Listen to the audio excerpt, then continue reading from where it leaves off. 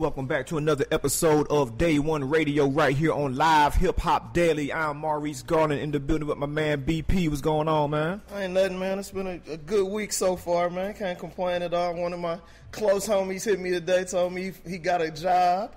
He had been looking for a job for a minute, a good job in a power position at that. Oh, wow, man. Grandmother turning 90 this coming weekend, bruh. So it's been a good week, man. Got a lot to celebrate. Yeah, for sure. Can't complain at all. How your week been going, bruh? Sure, it just started, man, so I don't know how mine's about to be, but it's usually good, man. You know what I'm saying? I always decide that I'm going to have a good week, and it usually turns out that way for me, man. Most definitely. Now, y'all know us for, bringing on, celebs, people of influence and stuff like that. Me and Maurice had a discussion earlier this year, and we were like, man, we need to give our listeners some game. We need to be of service to them. And this brother that we got on today is somebody I encountered because I had a need, as most of us who were spending hundreds of dollars on oversized clothing in the 90s and early 2000s. I know I did. I'm guilty of it. And I had a lot of things I didn't want to get rid of. And I was like, I need a tailor, but not necessarily somebody who just does suits. That's cool, too. I can rock in that lane, too. But some of the streetwear stuff, some of the jerseys, things of that nature that I didn't necessarily want to get rid of. And through, my network, found this brother, man, the Stich doctor right here in Atlanta, Georgia. And lo and behold, I go in the other day to drop off a couple more pieces, and we chopping it up. And this dude does way more than tailoring, man. This dude got products, has worked with 50, Rick Ross, Rich Homie Quan, Music Soul Child, professional athletes, politicians, the whole nine, man. So welcome to the show, bro. Man, thanks, bro. Of course, man. So glad to be here. For sure. You're from Buffalo. Yep, Buffalo.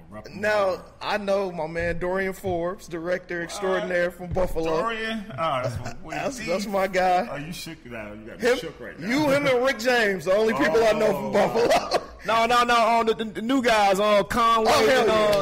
Griselda. We fuck we fuck with Griselda heavy up here. Okay. So how did you end up getting into fashion in Buffalo? Like, because you didn't start when you got to Atlanta. You started your whole situation before you even got here. So how did that happen? I started just on the hustle, back. I don't even, it's funny because I'm just an artist. Gotcha. And everything I do, this is a good question you're asking me, this one, though. But, I'm just an artist and a kid from around the way. I like to just find somewhere to get a hustle. So when I was younger, I was in college, dropped out of school, and my whole high school and grammar school career, upbringing of learning, I went to like a vocational grammar school, vocational high school for the art. Gotcha. Okay, and I used to draw. We used to draw. Make a long story short, we're going to speed this up real quick. Just do little odd jobs for people in the neighborhood, like Christmas windows when I was 12, 10. Wow. Might start painting up at the top of the store. Yeah. 15, get a little $120. But my grandfather get mad because I wouldn't do the crib. You know what I'm saying? He like, I want you to do that garage. Right. And I wouldn't do it or something like that, or do a janky job, let him tell it. But that was my thing. I played sports. I went to the University of Cortland and so forth, and lost interest in sports and all that stuff. And when I got older, about 20, 21, and dropped out of school, just had to find a job, and just so happened, and it worked for me. I ain't gonna say it can work for everybody, but I got lucky and got a job through one of them temp agencies. Man, those things used to be clutch, bro. I got a job out of that, and I applied for a position saying I do art, like some type of art, and I literally just came home, a little bit of money and stuff like that, my sophomore year, and they said, this lady called me and said, I got this one job, you gotta go look at it, and they might need somebody who can do art. I went over there, talked to the guy, got the job. He said, we'll be painting handrails, like painting the handrails. Right. Make a long story short, we used to get the ink all over our clothes. And next thing you know, I used to use my grandmother. She was the best washer. She used to get my football jerseys, so clean. that when I go back on the field, bless her soul, boy, everybody know like, yo, does he sit the bench? What you saying? No grass there. Nah. So make a long story short, I got the job. When I got the job, I'm over there. We get stuff on our clothes and stuff. I used to take the chemicals and go back to the crib and be making off the chemicals from the handrails, put it on shirts and sell it to my boys. Or we getting ready to go to a party, we all want to have some fresh shirts on. Started doing that. Long story short, the company had a position for me. Well, not for me, that was open. I applied for it. They sent me to Toronto for a year of training, and then they sent me to Chicago, like out there. And when I was on that whole journey, I met a girl from Toronto, and she just was like, yo, you're going to be out there, you don't know nobody. You should stay your butt in the crib and just draw and do your stuff. You're already rocking shirts and doing all this. And she kind of moved her out, and we started making shirts. And next thing you know, getting them silk screened, though, professionally. Right. I came up with a brand called NoNames. Yeah. And I really popped off with that. And through that, that's how I got introduced to the sewing machine. I wanted to put the tags in our shirts. Yeah. I wanted the joint to be official. Yeah. You know, I used to, sit up and do like 1,000 shirts a weekend and just sewing. Right. You know, and I just looked at that still as art. And then I went from that to wanting to sew to make letters. And one of my stuff, people used to charge me $40 to paint the letters. I was like, how the hell they do that? How the hell they do that? I'll go to a fabric store, find some rug like this. Cut it out, yeah. Cut it out, put a little whatever, and then I started asking questions and kept asking questions like, what is that made with? How does this get done? And people would tell me, and I just kept trying to figure out a way to keep just being crafty. And next thing you know, boom, moved to Atlanta and came on here, Olympics and all that stuff, and opened the store, NoNames, making stuff and making our own. But it was only our own brand. Did that to 2000, and we're here now with Stitches. Got you. How difficult Hope I ain't go too long. No. Because I don't want every question going long like that. That's a hell of a journey, I man. might get winded. I was trying to kick it. So for the NoNames thing, man, you started off when a lot of the iconic brands that we know of started off. You know, the FUBUs, the K.R.I.T, things of that nature. Was it at any point did you ever think, damn, I should have went to LA, I should have went to New York and popped this off? Or were you like, nah, this is cool, this is my journey? I thought about it at times because we used to rock with them boys. FUBU, I remember when I got started doing the Black Expo with the NoNames. And, you know, we jumped in there because our whole thing with NoNames stood for us as black people being robbed of our identity. So it had a real strong message, and, you know, everything we was hitting, our culture was about us as black people being robbed of our identity. Yeah. Right. Just showing different, you know, ways that, hey, we never got just due, or, you know, how crimes and stuff haven't been, you know, clarified, and how also, too, you have premeditated murder. You know, just straight, you're just murdering us, and you're mentally thinking of this is what we're gonna do, right? And so, you know, to keep us just aware, and so we used to go to the trade shows, the Black Expo. Yeah, I remember the Black Expo. Yeah, the Black Expo. We went to the Black Expo, and I'd be like rocking with them boys, like, yo, like coming out of there with good money, doing well for myself and for our brand, and they saw us, and you know, but I was in Iowa. Still working at that plant out there, you know, getting that consistent check. That was important. That was feeding. That's how I feeded the business. But, you know, it was good. It was. I thought about it a few times. I heard, you know, how they got sponsorships and stuff like that. But, hey, this is my journey. If I'd have probably went that route, I probably might not be sitting here talking to you. Right. I might not be the Stich doctor. Who knows what the heck would have popped off, because I definitely wasn't no Stich doctor back then. Like, did you get advice to keep that consistent check? Because a lot of times when people come up with a creative idea, they jump out there like, oh man, this is it, I'm gonna start this business and I'm just gonna get it off the muscle. And they're like, I'm quitting this job, I'm gonna just trust the hustle. You know what I'm saying? Like, did you get advice to do that? Was that something you kind of like you saw yourself like, nah, let me keep this job so I can have something to, you know what I'm saying, so I can have some money to support this thing? That's a good question, too, man. I got good questions. Well, my first go-around with the NoNames, I have to be honest with you, I had my first wife, she was just very, business minded. But I had a real consistent job working with the plant. I've been there for about 8 years or 8 or 9 years, consistent little check up, and I'm 20-something years old, getting a nice little pay. I think I was maybe getting like 50,000, 60,000, 50,000 or something. Bring home probably 40 after taxes and stuff like that. So that helped me feed. That gave me the cushion if I need to go to the bank or go to a lending institution and ask for some money, because they're gonna be like, oh, he's working, he's making this amount of money, he can pay us back our money. Right. So that was the good side about things, and also too, I would say it was tough to take that leap. I took that leap. I left Iowa, moved to Atlanta, and I moved here because situation, she wanted to move here. I was content with just having a check. I ain't gonna lie, that's just how I was rolling. And she was like, well, I'm moving to Atlanta. It's the Atlanta, the Mecca, the black people, all that. I was like, and I was out in Iowa chilling with cows. And we out there with cows and stuff. But we got a fat crib, though, yo. Like, we got the truck, we got the car, we got everything, yo. But, I came out here and life immediately changed. Yeah, it changed, it was tough, it was let's put it like this, things just changed. Atlanta life got to us, and we didn't make it, but we still good friends to this day. Yeah, that happens. Yeah, especially back then.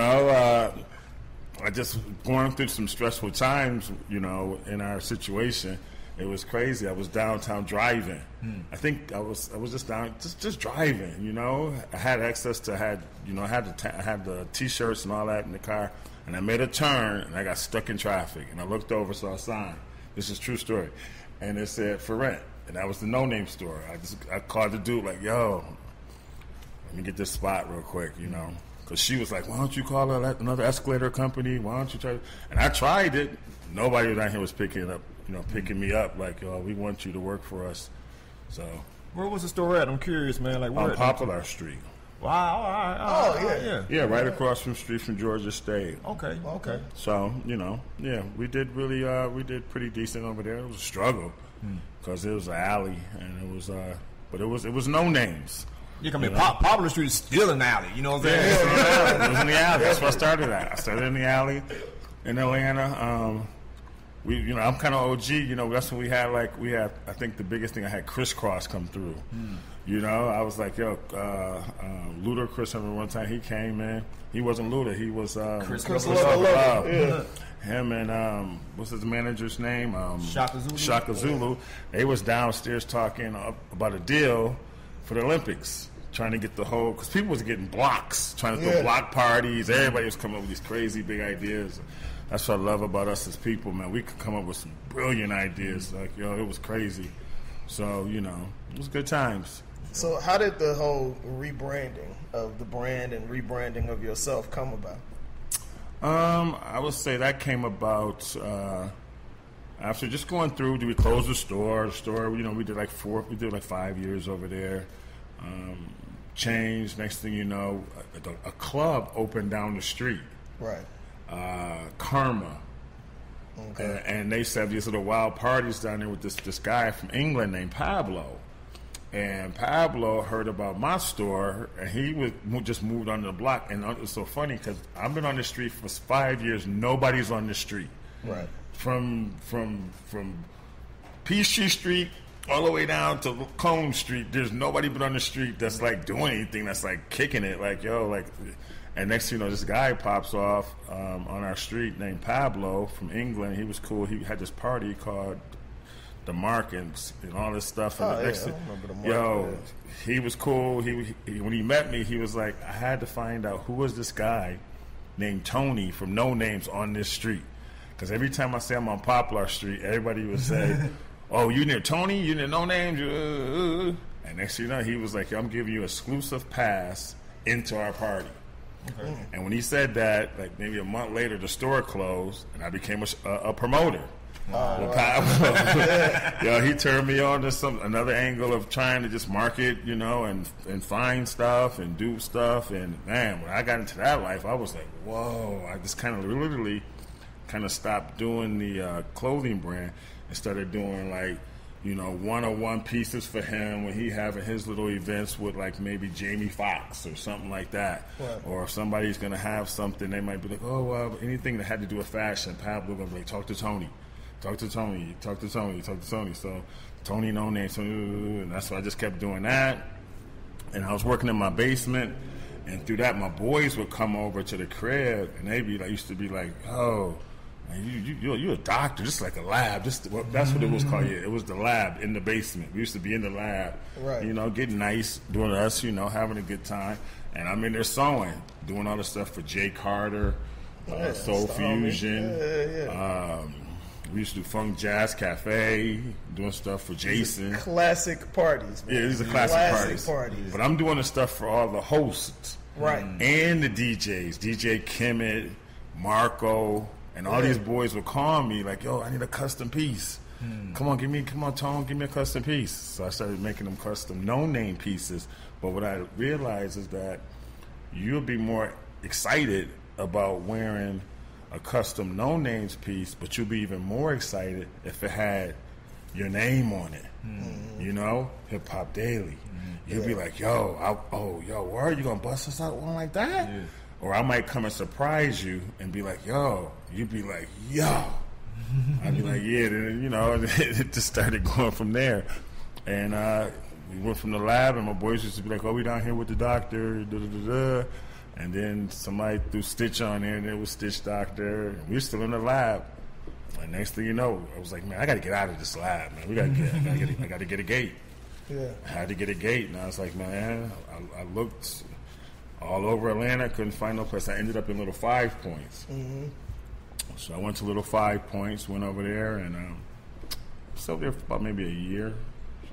But that was like, wasn't me, you know. It's me, you know, hanging out, but it ain't really wasn't me for business work-wise. Yeah. And just all of a sudden, opportunity came about downtown, and there was a location, and I went on over there and jumped in on it. And got the spot on Walton Street. That's what's up. Which is one block over from Poplar Street. Right. So it's like I moved up a little bit, took another, you know, moving on. Not in the alley no more. Yeah, not in the alley no more. Not in the alley. Left step up. And my friend, well, let me just finish off this. And one of my friends, I was like, man, I'm going to call it NoNames. And they was like, nah, man, we did that. I was like, no, what? And one of my guys was like, yo, you should just call it Stitches, the home of the Stich Doctor. Yeah. That's how we got the name Stitches. He was like, yo, because you're going to know name, it's going to be all radical. You're going to be having nooses and all this kind of stuff up in there with stories, and you might not attract to the certain other crowd. Gotcha. That's part of hip-hop, really, is fashion to a large extent. You have so many people that start T-shirt companies and start, you know, want to grow it into bigger fashion brands. As somebody who's been through the trenches and done all sides of the fashion game, man, what piece of advice would you give that you learned to somebody who is trying to grow a fashion company now, especially now that you ain't got to go through stores. You can go directly, you know, online to your consumer. That's what a lot of brands do. So what's your advice now from all the things that you've learned and everything you've been through? To give someone advice as far as... just if they got, I'm sure there's come see me. Just come see me. That's the only advice I can tell you. Come see me. We got listeners all over the world. Still come see me. Come see me. Come visit me. Email me. Whatever you want to do. Come see me, and I can help you get started. Okay. You know, but no, I give you a little advice. I just say, you know, you have to first figure out what is your product. Because everybody wants to have a brand. And if you're having a brand, that's cool, just throwing your logo out there, but is that the product? That's why a lot of brands don't make it, because you're just selling a name, but there's no product. This is a product with a name. Right. That makes it a brand of water. Some people just wanted to put their name on something like water or drink on a T-shirt and be like, yo, that's my brand. I'm rocking. What's the story? Yeah. And not even what's the story, but I'm just like, that's my brand. It's my T-shirt with the name on it. So I tell guys sometimes, well, if that's the case, if that's what you want to do and that's what you're pushing, then let your brand be known that you are a T-shirt brand. Gotcha. You know what I'm saying? Mm-hmm. Be a T-shirt brand if that's what you want to be. Don't start saying, oh, I want to start now doing jeans and start doing all this woo-woo, because that's not really what you don't see the water saying that it wants to, become a mic. Gotcha. It ain't doing that. Because if it tried, it'll fail. You know what I'm saying? So that's a lot of times I think what people get misconstrued. Now, so I try to tell people at times like, yo, man, you got to know whatever you're trying to do, make it a product. You know what I'm saying? If you ain't got, because product is what the only thing that is you can sell. That and a service. Those are the two things that's making money. Am I right? Yeah, no, yeah. You're right. Do you feel like a lot of these brands try to grow too quickly? Like we had 2 or 3 T-shirts pop off. Now we got to do shorts. We got to do jeans. We got to do hats. We got to do socks. We need to do pins. We need to do everything. We need to saturate the market. Well, yeah. Well, I'm not. Well. It all depends on, if you got the demand for it. If you have the demand for it and people want it, hey, go for it. But sometimes you can sell yourself short because if you get too much product and it ain't moving, next thing you know, it becomes sitting around inventory, and next thing you know, you're giving it away. Right. And after that, it just becomes a loss. And now you just keep spending money, but you think you're making money because you make money, but you forgot about everything that you've just been giving away. Right.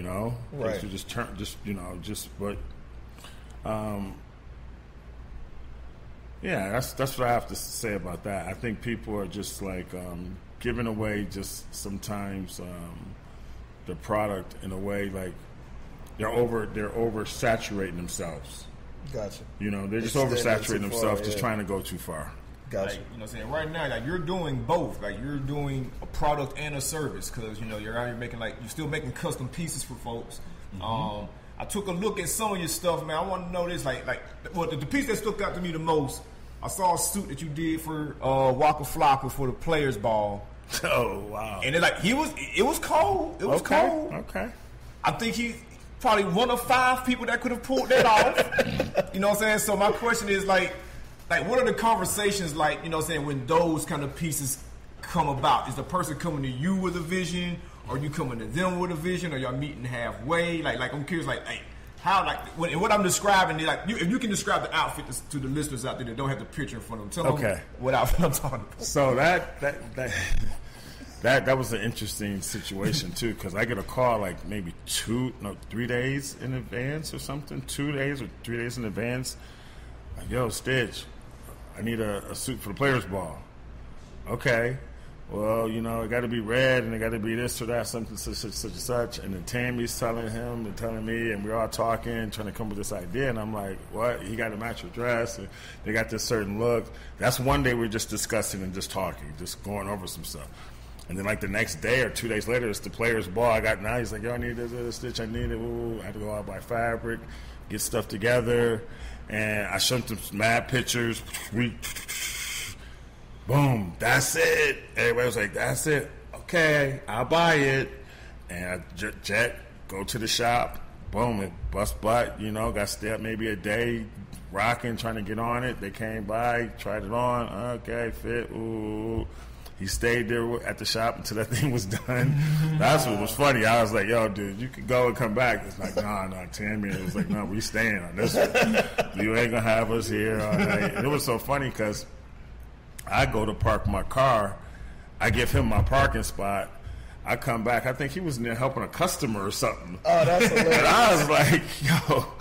He was like, oh, yeah, sure. But, sure. It was just funny, though. But, yeah, Waka's a cool dude. He's a cool dude, right? You know what I'm saying? Real cool dude. So, when you're making these kind of fits, is it, I'll paint a scenario for you. I remember one time I was at a barbershop. I was hella young. And, the kid was in the shop.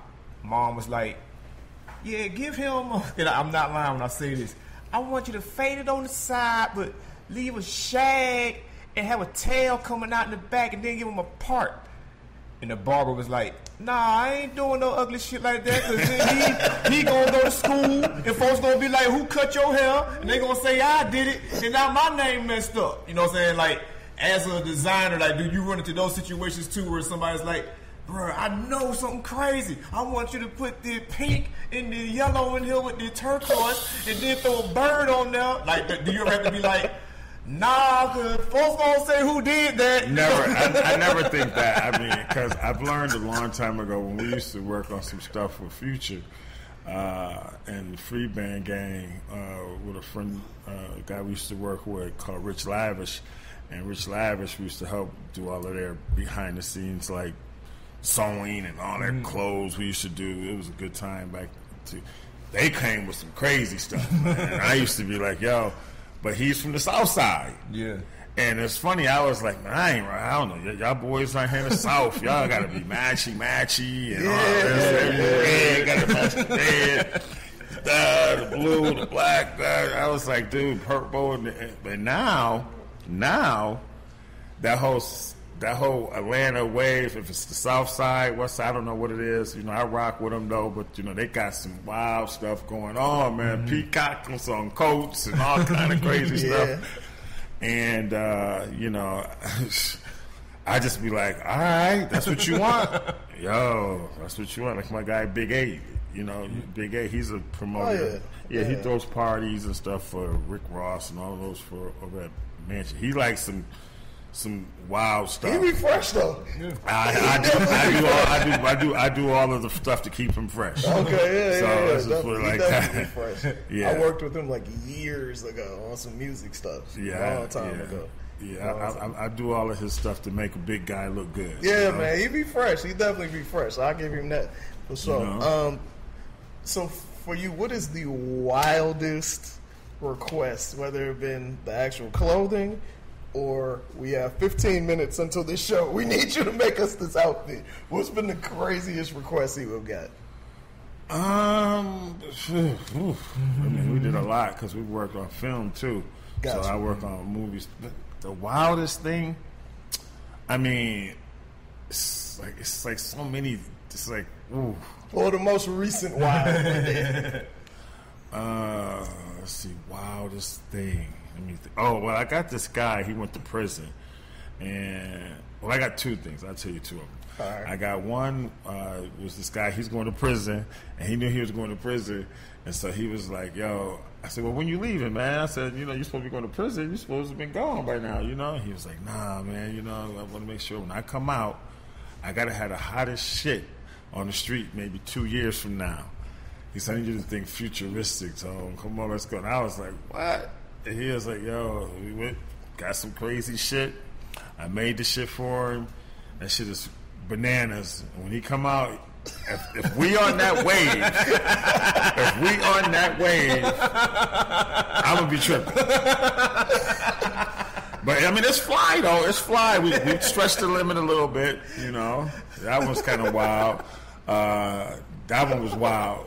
But I don't know why I'm envisioning like trying to make something you think that's gonna be stylish. When Marquise Houston came out that time with that see-through suit, I don't know why I'm envisioning something like hilarious. Yeah, let's hope that don't come out. So it's something wild. I'm excited about that. And then also too, one of the wildest things was one time Jeezy's son came to me like, "Yo, my pops and them is trying to find a jacket that's cashmere and white with fur on it, black fur on it, to something like that." And I was like, "I ain't got no white coat here. I'm ready to just hang up the phone." He's like, "Nah, we need you to make it." I was like, "What?" And he was like, "Nah, Stich, yo, man, we need you to make it. Yo. I said, "Okay, well, when you need it, man, we fly out tomorrow at 8 o'clock in the morning." Oh, wow. It's already right now 6. That's 6 p.m. I got to have this joint done by 8 in the morning. I'm like, "Man, yo, dog, I can't. I don't know what I could do." He says, "I'll be there in a minute." Came through, bread. We need the jacket. I was like, damn. Pressure on. Right. You know, you see the money, it's just like, damn, you know. I said, fuck it, let's go. I ran looking for fabric and shit. This was buying shit. I had to get, they didn't even want it fur. on the fur here. Yeah. I got to go try to find. And next thing that's what I'm looking at is the time is going against me because now I'm running around doing all this. Now I got to try. I'm trying to get to the mall because I can't find no fur that I like. I said, fuck, I just got to go buy a fur coat. Right. And just cut that bitch up and just make fur collar, make the whole night. Luckily, I found this one ladies store I was able to go into. They had like some fur coats in there, little sweater joints, whatever fur. Vest. I bought 4 of them joints. Spent a nice little amount of money. I was like, damn, and bounced and went. So now I'm at 9, and I just got 9 hours to go, and I just. And then they came and got it at like maybe 10. And I was almost, I'm done. I'm done with the jacket. But I just wanted to, just do a few little things, like press it, do a whole bunch of stuff. So they come, man, we got to go, we got to catch a flight. Whoa, we got this. And it's New Year's Eve. Man, they tripping now. It was New Year's Eve while this shit's all going on. So basically you like, I can't have no fun. No. It was New Year's the day that they came is New Year's Eve. They came on the 30th. He's performing for the New Year's Eve party. Okay. So it's New Year's Day, so people hitting me, boom, boom, boom. I'm like, yo, I'm sweating, man. I'm tripping out, and it was the funniest thing. He comes, he says, man, dang, I don't know if it's gonna fit him, it ain't gonna look right. Dang, well, he may not rock it, but I'm just gonna whatever tone. I was like, man, all right, whatever. He sounded a little like discouraged. So then went on, did my thing. Next day, everybody calling me like, yo, you did that jacket? I was like, what jacket? The one he rocked out at the Detroit his concert. Boom, boom, boom. He come out showing he got the jacket on it. I was like, nice.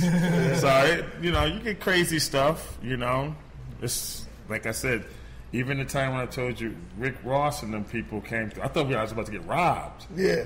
That was why we was just in the store hanging out like this, and somebody knocks on the door, boom, boom, boom, boom, and I'm like. My friends is like, we all in like the chill. I'm doing some work for somebody, and they bust in like, we need some shirts to get done. We need some shirts, some dudes. I didn't even know who they was. Some goon dudes. I was like, dude, it was Ace. That's one of they that's in the song.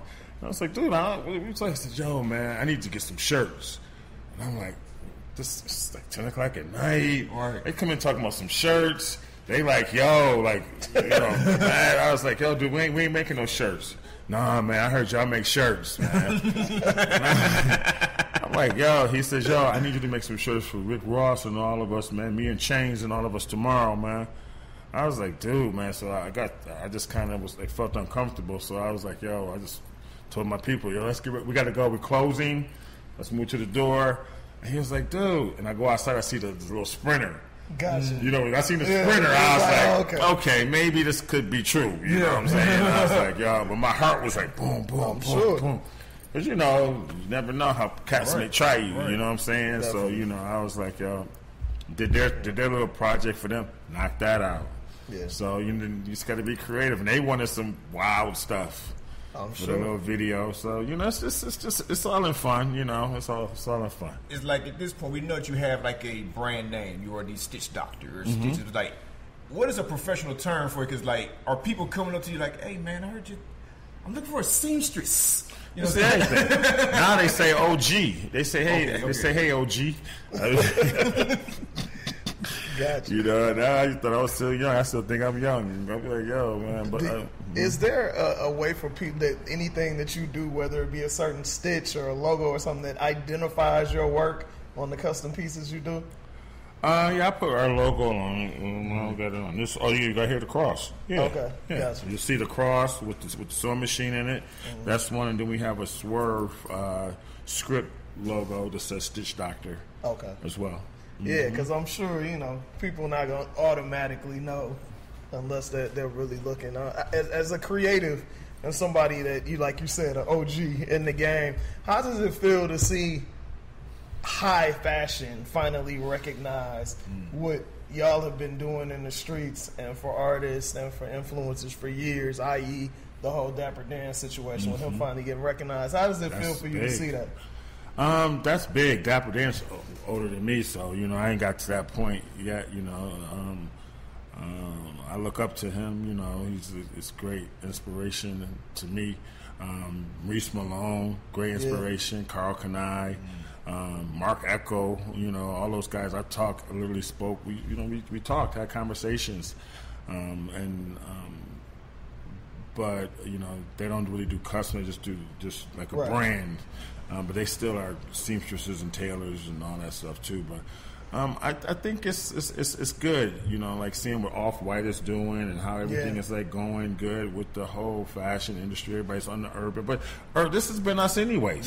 So this ain't nothing new now, But what's really bringing it to light is that the whole Atlanta, South, I think it's us over here. I ain't gonna lie. This whole thing that's going on in the Southeast is like everybody over here just doing them. Like they putting on some plaid pants, what maybe a lime green shirt with some dunks on or something that might be yellow and whatever, and they just like, I'm swagging on this today, this is just how I'm doing it, and they feel comfortable walking the streets like, this is how I am, and it's like, they're not worried about nobody judging them or nothing like that. Or like I said, I got Big 8.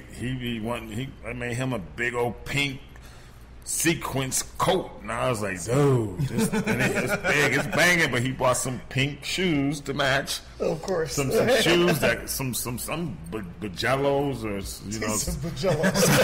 something. I started to mess it up though. Whoever that is, Bajellos or whatever. $700 sneakers. Yes, he bought something to go with him and all of this, and I was like, okay, all right. You know what I'm saying? And so I seen how he did it. So and even me sometimes when I go out, I don't care. I throw some crazy stuff on here in Atlanta and just go out rocking it like, I'm swagging right now, like, But I might not wear that when I go up north, though. Sometimes I got to watch how I come through, you know. Different flavor for different places. Yes. Most definitely. Is there a particular person, whether they're famous or not, that you have not got a chance to do a piece for that you would love to dress them for something? Someone famous that I would say I would like to. Yeah. I mean, I'm not gonna lie to you, B, man. I've been very blessed in this game. I've got some major people I've done some stuff for, and I feel the Creator just sends me on my journey, and I'm just gonna continue to meet whomever. I think like if I make stuff for you, just as much as a greater person than if it is someone. So I look at everybody as the same.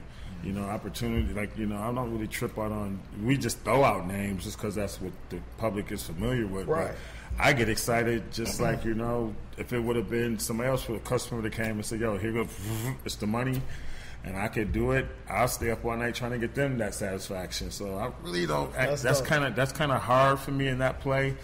I've been blessed to have crazy opportunities and, got crazy calls and say, hey, you've been highly recommended. We want you to come work on our set. We want you to come do this. We want you to come do work on a magazine. Yeah. So, and then I get there and it's, a celebrity.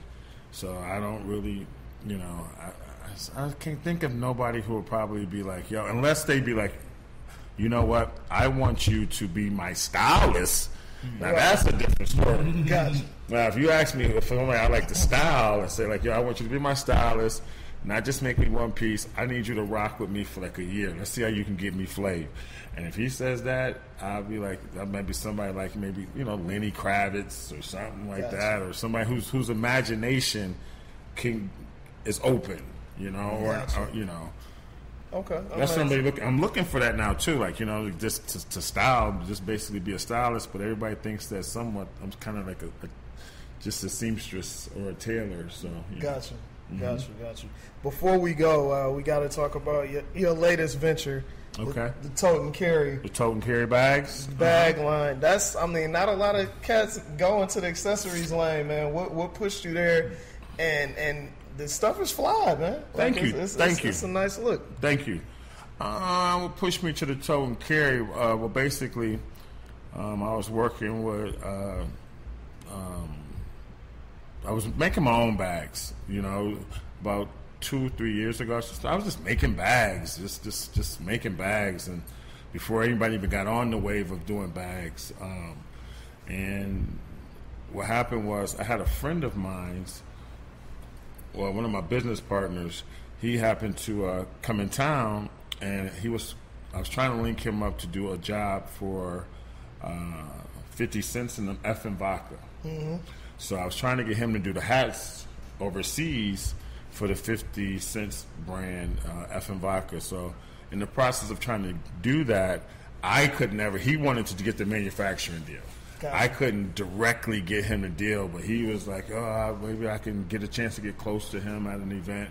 You know, he's an Asian guy, and you know, make a long story short, he came to town.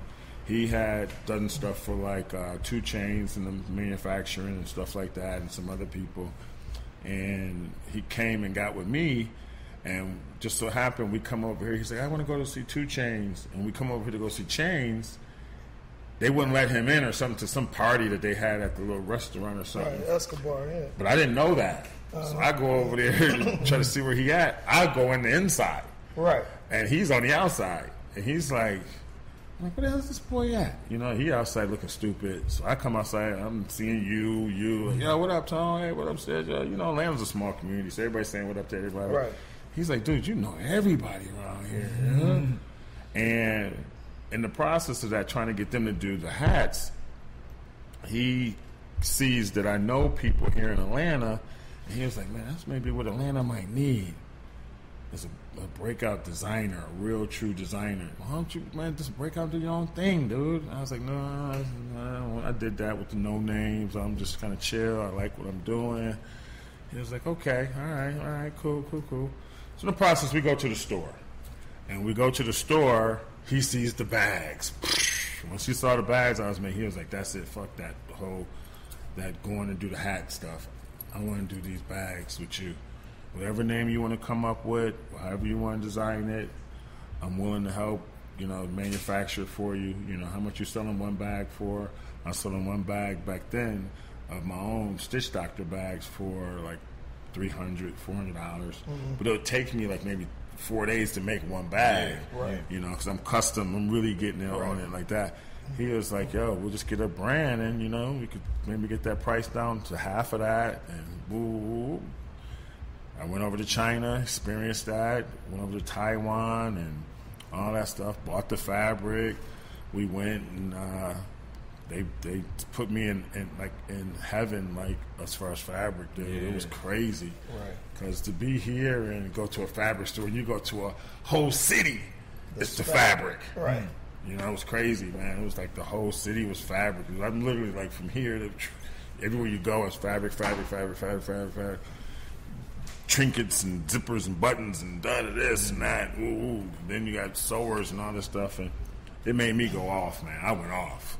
They was like, whoa, where'd this guy come from? And I was like, oh, yeah, where you guys at? We met.